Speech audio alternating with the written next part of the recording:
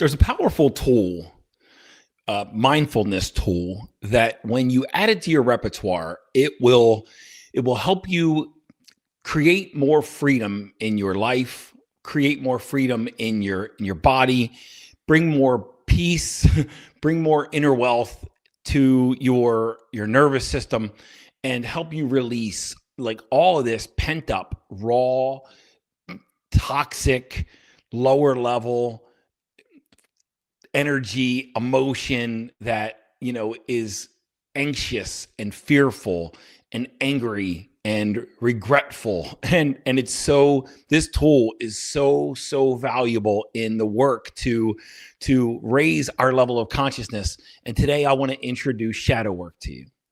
And I've talked about shadow work from time to time, but I really want to dive deeper into what shadow work is and why we do it. And we do shadow work for a variety of reasons. And, one of them in our physical experience is because it helps us feel more free in our body. And it helps us feel more energized and helps us see life through a more optimistic and positive and expansive lens in our body. But also it helps us raise our level of consciousness and raise our level of frequency and raise our vibration. So spiritually, we evolve and we are more connected. We become over time more connected with our divinity than the animal nature and the animal instinct that we have, that we've been born into in a lot of cases. And shadow work has absolutely changed my life. So the story of shadow work for me started in 2016, and I had a coach, and I use the word coach, and I do something very, very similar. I'm very similar in nature to the work that I'm getting ready to, or the teacher that I'm getting ready to describe. But I hired him as a coach and a life coach, if you will. And if you remember back in 2016, if you listened to this episode, you heard me talk about 2016 a lot. That's the year that my transformation started. And I was moving from executive Fortune 500 leadership to, this entrepreneurial journey. But I was also trying to put the pieces of my life back together. My marriage had fallen apart. I had fallen apart. My career had fallen apart. My income stream had fallen apart. My kids were living in a freaking toxic household that was abusive and just a nasty environment.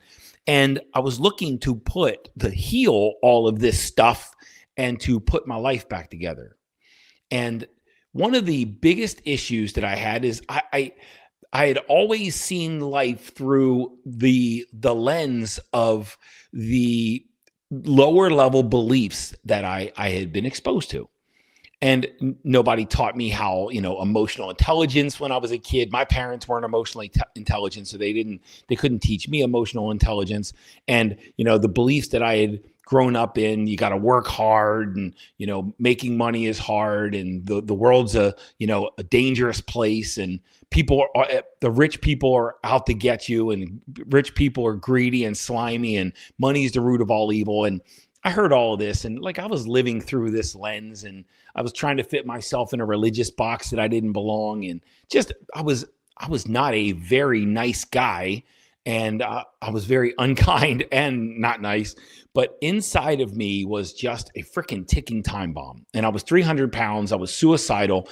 I was blacking out drunk regularly. And my life just there was nothing good about it. So when I started putting the pieces together, I hired a life coach, and I didn't even know what a life coach was at the time. I learned when I needed some support, and I didn't want to go to therapy because, I watched therapists, the wrong, not good ones, not the super talented therapists, but I've watched them take somebody's life around in a circle for years and years and years, and they got no progress. So I knew a therapist wasn't for me. If that works for you, then get after it. For me, I just didn't want to just talk about my problems. I knew that there was some deeply embedded issues in me, and I needed to extract them, and I needed to get them out quickly and aggressively. And that's that's why you joined the Marine Corps too. So now I'm a Marine vet. But when I had this coach, he said, basically asked me a question: what are you most scared of right now? And I to get realistic, it wasn't losing my family. It wasn't losing my house or my money. It wasn't losing whatever. It was losing my house. For whatever reason, my house had become a very deep part of my identity. And I grew up in, lower middle class city of Baltimore, or the lower middle class section in the city of Baltimore. And it was a row home. It was very small. There was a bunch of us packed into a pretty small house. And we didn't have extra. We just had enough, and we always had what we needed, but we never had a extra. And there was no margin in our lives. But anyway, when Angie and I bought our first townhome in Germantown, Maryland, and it was a row house and a corner lot, and we rehabbed the inside, and when we sold it for a lot more than we made it, and we moved right outside of Portland, Oregon, to Hillsboro, Oregon, and we bought an even better house and a bigger house, and we kind of did the same thing. We lived there for 10 years, and a couple of years before we moved, we rehabbed it and we sold it for a lot of money. And then we moved to St. Louis, Missouri, and we bought this house that I never thought in a million years, when I grew up in that lower middle class area of Baltimore, I never thought I'd have this house. And not just the size. It's not a mansion, but it's just way more than I ever thought that I would have. And I loved the comfort, and I loved the spaciousness, and I loved the complexity, and I loved all of it of my home. And I'd fallen in love, and it became intertwined and entangled with my identity. And when I told him I'm afraid of losing my house, that was the thing I worried about the most with this transformation, or with this transition. And he said, okay, here's what I want you to do. He said, I was already actively meditating. I had a good meditation practice going. And he said, here's what I want you to do. I want you to sit on a meditation pillow, or sit down. Doesn't matter if you're on a meditation pillow, but sit in meditation. And I want you to get really, really comfortable in your body, and bring in your visualization, you being on a street corner with ripped up jeans, with holey shirt, with dirty, you have nothing. You have a sign that says, I have nothing, anything will help. And picture yourself there, and put yourself in the circumstance and the experience that you have no family, that you have no house, that you have no money, and that you've basically lost it all. And I was like, holy shit, what the fuck am I doing that for? Like, that didn't make any sense whatsoever. And in this process, he also invited me to feel what that guy would feel, what that version of Mike would feel on that street corner. And I was like, this sounds delusional. And he said, and then as you feel this and you amplify all of this emotion, I want you to begin to release it. And as you release it, find some love for that version of Mike. Find some love for that version of Mike. And at this point, I was like, man, what am I doing this for? That doesn't make any fucking sense. At that point, I was so desperate, I would have done anything for relief. But I'm like, what am I doing that for? It doesn't make any sense. Explain it to me. And he said, your identity is built on your house and your money. And your identity is built in the material world, and these emotions are buried within you. He didn't say in your nervous system, and we've been talking about the nervous system a lot over the last few episodes.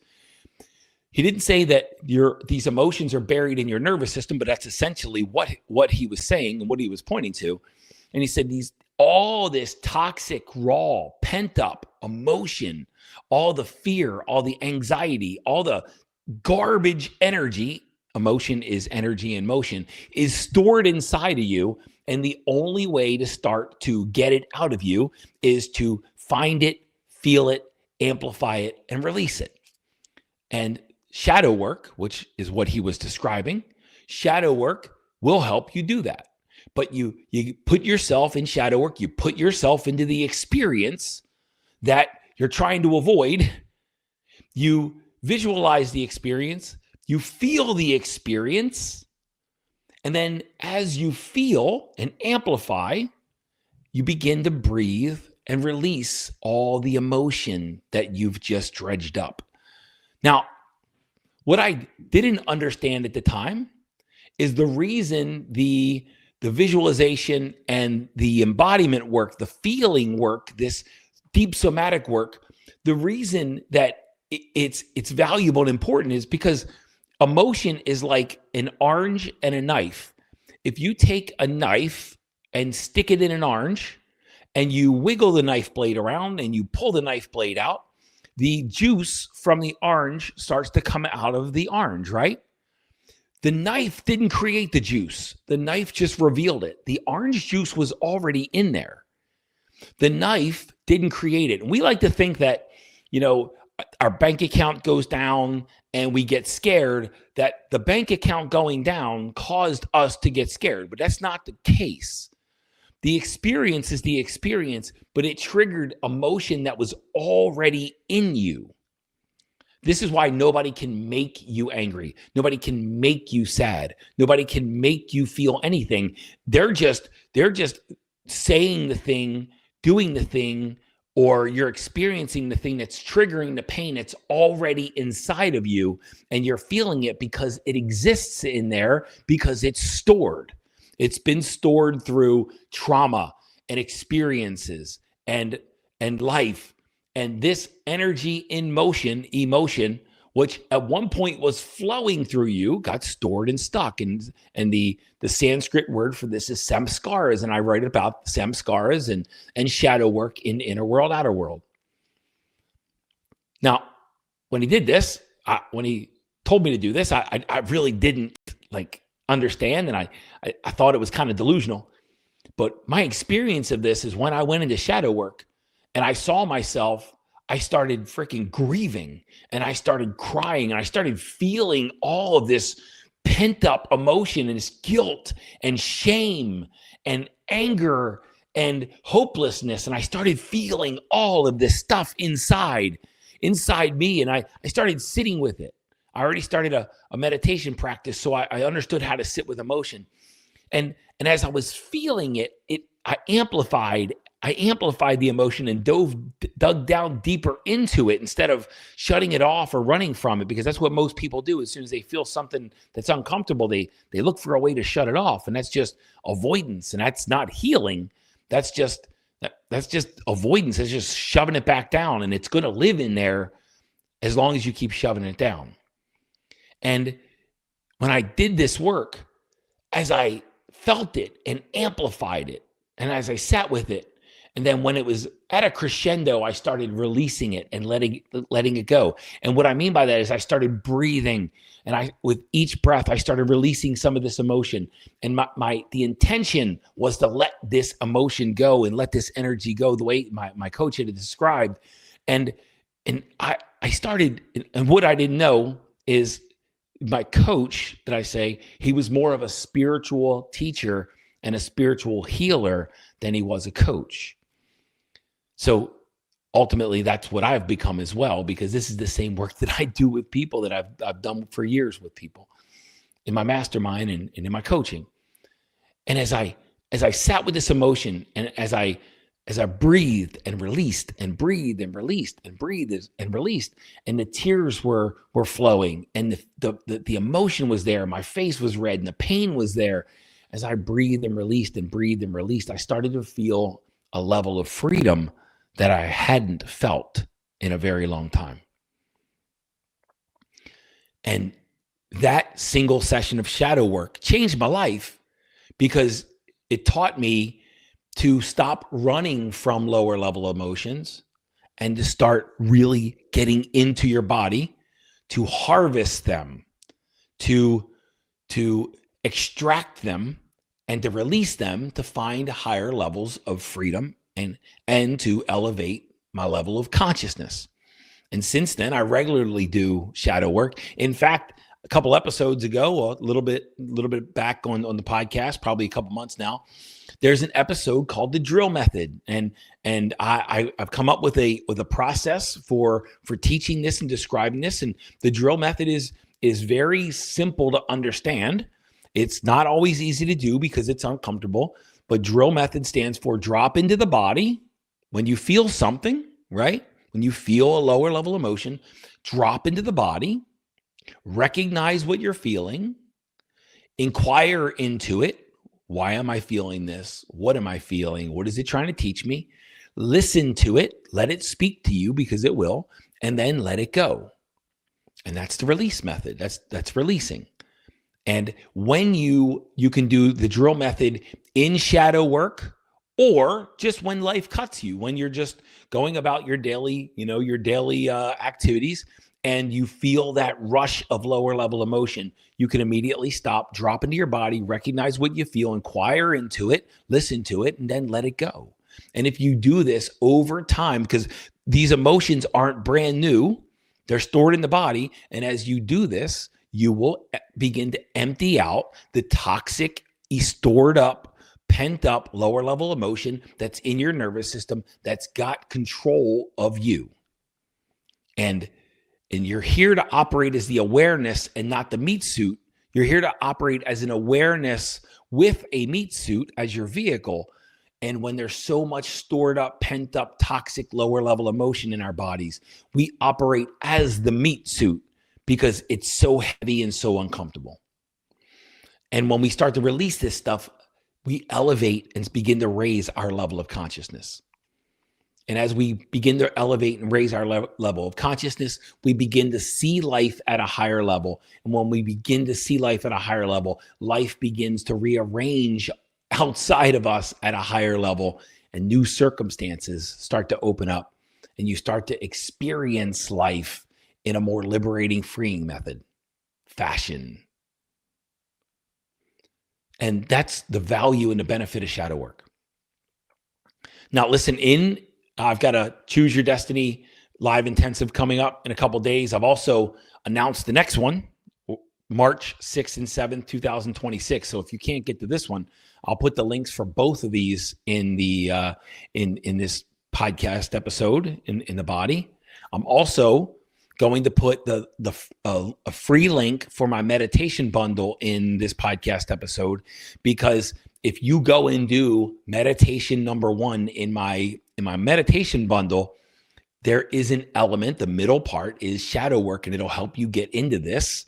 And then I've already, in prior episodes, I've already talked about my Installing Future You meditation. And in meditation number 1, in my meditation bundle, which is a 45-minute meditation, it might sound long, but just follow my voice and it'll be short. It has an element of shadow work, and then it has an element of installing a higher level future. And with this, we can completely rearrange and completely elevate and upgrade the level of your nervous system.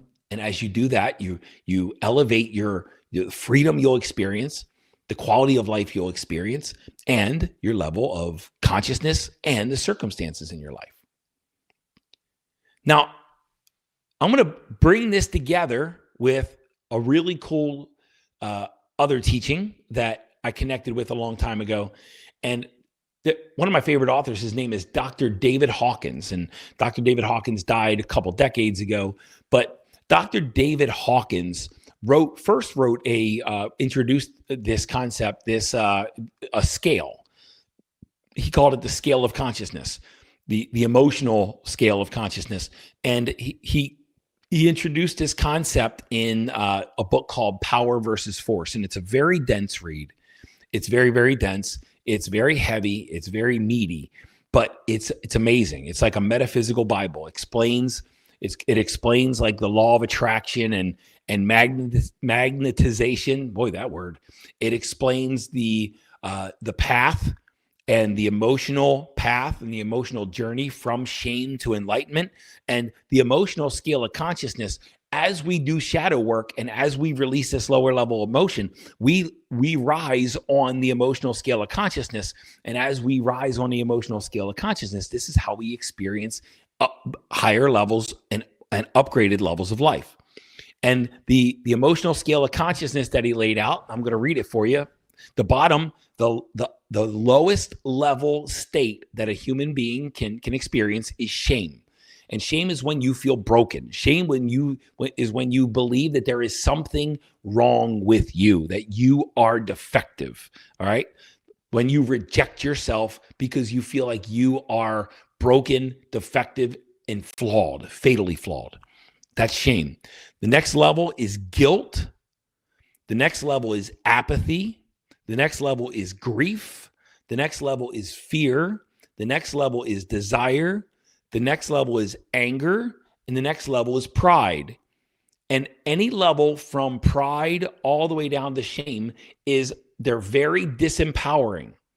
And this energy, the energy of these levels of consciousness actually repel things in the world, repel higher level circumstance or higher level qualities of life.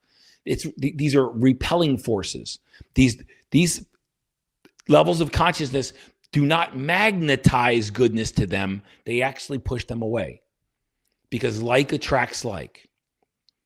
The first level of consciousness that's actually an attractive level and it's actually empowering is courage. This is where we move from force, the lower level, to power. Okay? Courage begins the journey to power. Courage, then neutrality, then willingness, then acceptance, then reason, then love, then joy, then peace, and enlightenment. And Dr. Hawkins has laid this scale out in many different books. But he begun with Power versus Force, which is an awesome book. The book that I would encourage you to read, if you don't like really heavy, dense reads, the book that I would encourage you to read is a book called Letting Go. And I'm holding it up to the camera. If you're watching on YouTube, you can see it. But it's called Letting Go, The Pathway of Surrender. All right. And it lays out the levels of consciousness, but it helps you understand each level. And then it invites you to let go of whatever lower level emotions you feel. And as you let go of shame, you move to guilt. As you let go of guilt, you move to apathy. As you let go of apathy, you move to grief. And that's how we move up the scale of consciousness, by letting go of the lower levels. You don't reach for the higher levels. You let go of the lower levels. We can experience the higher levels, but that's not how our baseline is built. Our baseline is built by letting go of the lower levels. And as we let go of whatever lower level energy is building in us, has been built, has been stored, as we let go of these, we ascend the scale of consciousness. And as we rise up the scale, we experience life at a higher level from a higher state of awareness and consciousness. And this is called the spiritual journey. And that's why my coach was more of a spiritual teacher and spiritual healer, because he was introducing the spiritual path to me that no one had ever taught me. And now in my workshops, I teach shadow work, I teach emotional intelligence, I teach emotional courage, I teach letting go, I teach future embodiment work, I teach consciousness. This is the work that will absolutely set you free. This is the work that if you really like getting deep, if you really like getting deep within yourself, if you really like getting deep in the experience of life and the spiritual journey, this isn't superficial level work, and it's not mind work, it's body work. We got to get into the body to start to scrape some of this lower level stuff out. And if you experience life, if you repeatedly experience life from anxiety or depression or fear or grief or anger or jealousy or envy, if you experience life from any of these states, then it's time to dive deep into shadow work, get into your body and get that lower level energy out of there, because that is what's controlling your life. And you do control what's happening inside your body when you pause and start to do the work of getting deep within yourself to understand what's in there, to release it. And one of my favorite ways of navigating life, or teaching people how to navigate life, is to control what you control, influence what you influence, but never try to control what you only influence. And you do control what's inside of your body. You do control the meat suit. You do have authority to rearrange energy and emotion inside of yourself. But if you're not doing that, then you're just being a victim of circumstance, because I guarantee you're trying to rearrange the external world to feel okay inside. Control what you can control, influence what you can influence, and don't try to control what you can only influence. And if you're not controlling what you can control, then you're in some way, shape, or form, you're showing up as a victim of what you can control instead of owning it. And you do own what's in your body. It's your most valuable asset. And what's happening inside of you is either an asset in your desire to increase your circumstance, or it's a liability. And if you're constantly showing up in states of disempowerment, disempowered emotions, disempowered thoughts, disempowered beliefs, these are stored in your nervous system, and what's happening inside of you is a liability. Your nervous system is a liability in your experience, and we get to release all of that stored up, stale, toxic, lower level stuff in you, so that you can experience life from a higher plane, higher dimension. All right, guys, I hope this is helpful. In the show notes, I'm going to drop the link to the Choose Your Destiny Live Intensive, which in right outside of St. Louis, Missouri, which launches Friday. We've got a couple more seats available. I'm gonna drop the registration for the next one in March 2026, and I'm gonna drop the link for my meditation bundle. I'm gonna give you a free link for my meditation bundle, and I would invite you to register for that, get into it, and demonstrate and execute meditation number 1. If you do so, you just might get to start experiencing a little internal freedom.